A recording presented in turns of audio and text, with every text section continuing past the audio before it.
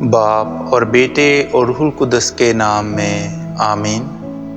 ہمارے لیے آج کی تلاوت ملوک کی دوسری کتاب، اس کا 19واں باب اور اس کی 9ویں آیت سے لے کر 11ویں آیت تک، پھر 14ویں آیت سے لے کر 21ویں آیت اور پھر 31ویں آیت سے لے کر 36ویں آیت تک۔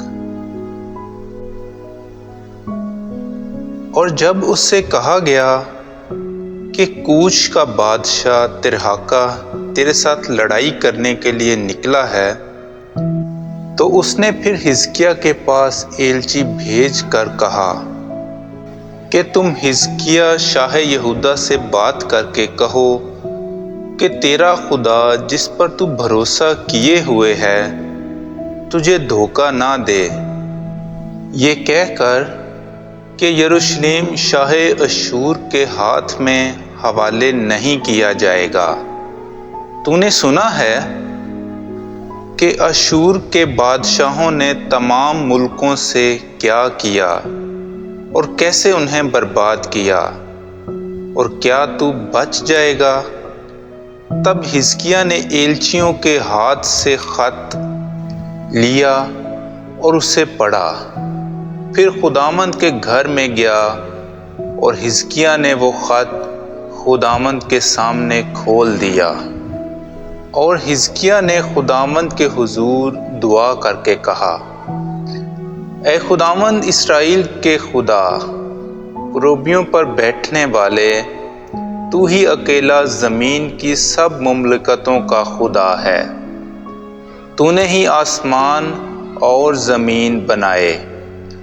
اے خداوند اپنے کان جھکا اور سن، اے خداوند اپنی آنکھیں کھول اور دیکھ، اور سنہیرب کی باتیں سن، جس نے اسے بھیجا تاکہ زندہ خدا کو ملامت کرے۔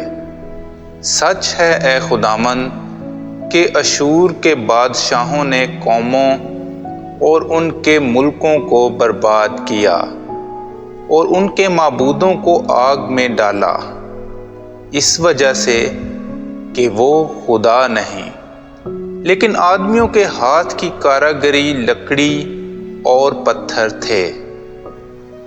سو انہوں نے انہیں فنا کیا۔ اور اب اے خداوند ہمارے خدا، ہمیں اس کے ہاتھوں سے چھڑا، تاکہ زمین کی ساری مملکتیں جانیں کہ یقیناً اکیلا تو ہی خداوند خدا ہے۔ تب اشعیاہ بن آموس نے حزقیہ کے پاس کہلا بھیجا، خداوند اسرائیل کا خدا یوں فرماتا ہے کہ تو نے شاہ اشور سنہیرب کی بابت جو دعا مجھ سے مانگی، میں نے وہ سن لی ہے۔ یہ وہ کلام ہے جو خداوند نے اس کے حق میں فرمایا کہ سیہون کی باکرہ بیٹی نے تیری تحقیر کی اور ہنسی، اور یروشلم کی بیٹی نے تیرے پیچھے اپنا سر ہلایا، کیونکہ بقیہ یروشلم سے اور بچ رہے ہوئے کوہ سیہون سے باہر نکلیں گے۔